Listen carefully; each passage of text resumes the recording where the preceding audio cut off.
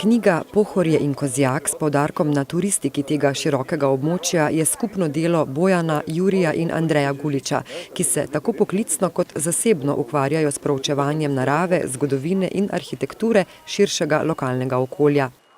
Motivacija je raziskovalni duh, ki ga pač pridobiš, ne vem, ali si ga najdeš nekje ali ti ga nekdo podari, jaz mislim, da ono drugo bolj velja.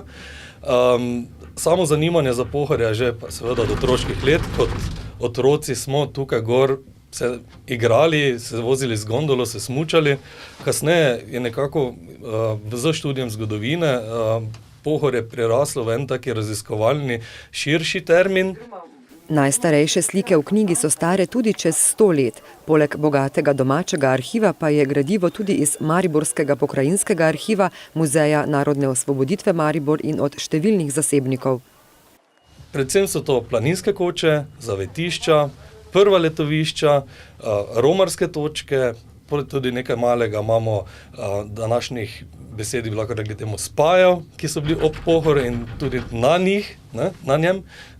Pa predvsem se mi zdi, da je nekako to planinstvo, smučarstvo, ta črta, da je najbolj povezovalna. Ti podatki se mi zdijo neprecenljivi, zbrani so prvič skupaj v tej knjigi, se pravi, kdaj se lahko govori o prvih planincih na Pohorju, kdaj se lahko govori o tako imenovanih predplanincih, tako imenovanih zomerfrišerjih, ki so prihajali od drugih dežel in so našli na Pohorju svoj mir, svojo čarobnost, kar mislim, da se tudi povezuje z današnjim dnem. Danes spet človek išče točno to, rabi svoj mir.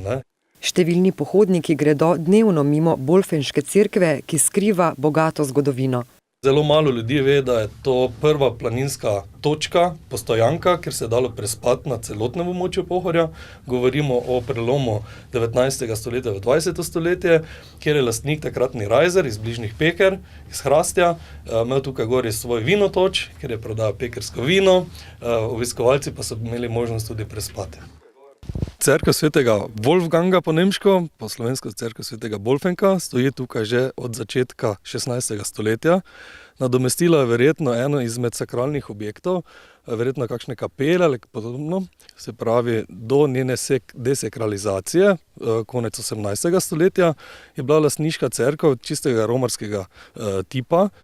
Živahno dogajanje v njej je le še spomin na čas, ko je bila v rokah družine Rajzer iz Peker. Ja, in imeli so vso postrežbo, imeli so tople malce, imeli so vino, zbirališče lovcev je bilo, gozdarjev, se pravi, bil taki punkt. Imeli so tudi en taki botanični vrt tukaj, alpinskih rož, ki se do danes ni ohranil. Imeli so domače žgane pijače in tako naprej.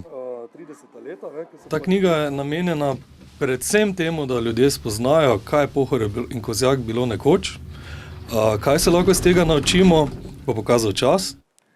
Knjiga za sladokusce, raziskovalce, študente in vse ljubitelje Pohorja in Kozjaka je izšla v nakladi 400 izvodov in je po Šloserjevih pohorskih pravljicah druga knjiga, ki je izšla pri zavodu Gremo na Pohorje.